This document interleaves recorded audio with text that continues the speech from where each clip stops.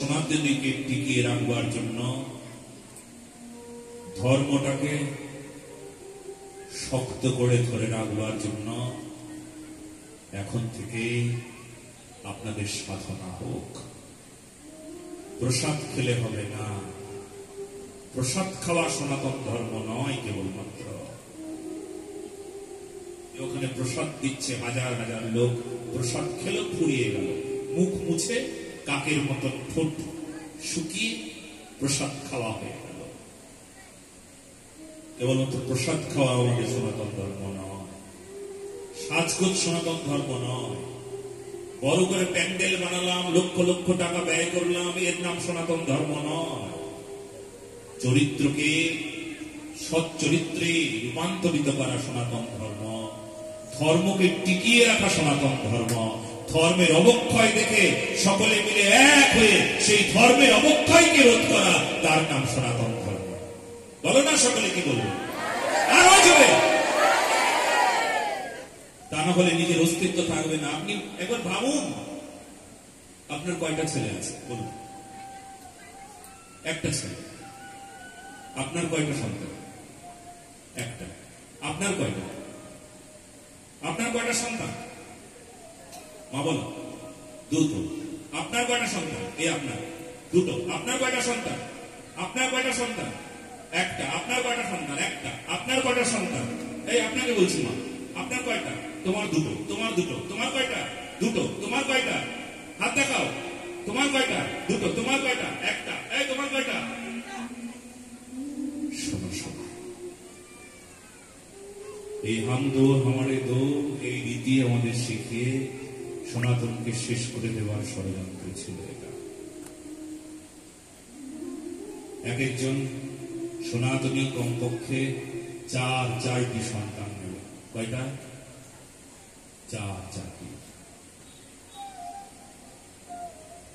দয়া করে এই বিষয়টি ধ্যান দিন, নতুবা শেষ হয়ে যাবেন। কিন্তু চারটা না হলেও তিনটে। কয়টা? তিনটে। যা হওয়ার হয়ে গেছে, আর না। সন্তান উৎপাদনের জন্য এবার যুদ্ধ চালাতে হবে। তিনটি সন্তান, তাদেরকে সনাতনী বিশুদ্ধতায়, সনাতনী পরম্পরায় সুদীক্ষিত করা, তাদের চরিত্রকে নির্মাণ করা প্রতিটি সনাতনীর দায়িত্ব, কর্তব্য। নতুবা কিছুক্ষণ আগে একটা গল্প বললাম না, এই গল্প কিন্তু হতে চলেছে।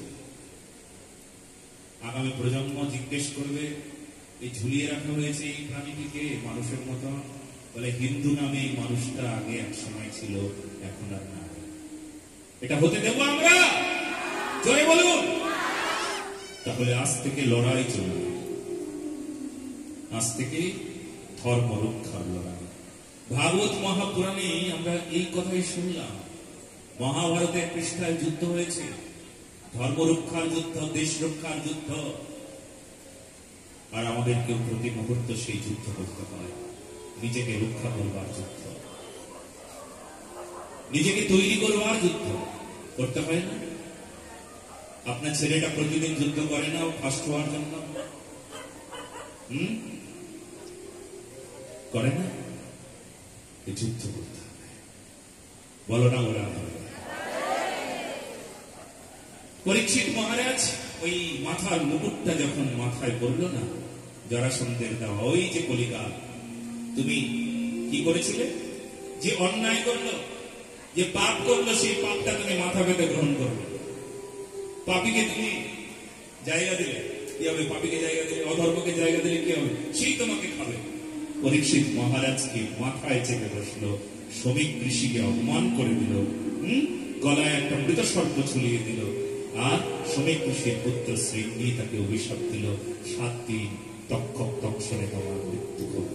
পরীক্ষিত মহারাজ সব পরিত্যাগ করে গঙ্গার নিকট উপস্থিত হলে, সেখানে অমলাত্মা সমস্ত ঋষিগণের সামনে পরীক্ষিত মহারাজ দর্শন করলেন তাকে, শ্রী সুখদেব মহারাজকে। প্রশ্ন রাখলেন, ম্রিয়মাণস্য কি কর্তব্য? যার সামনে মৃত্যু এসে দাঁড়িয়ে আছে, তার কি করা উচিত? এই প্রশ্ন আমাদের সবার। পরীক্ষিত মহারাজ যখন জন্মেঞ্জয় তার পুত্রকে রেখে যখন গঙ্গায় চলে গেলেন,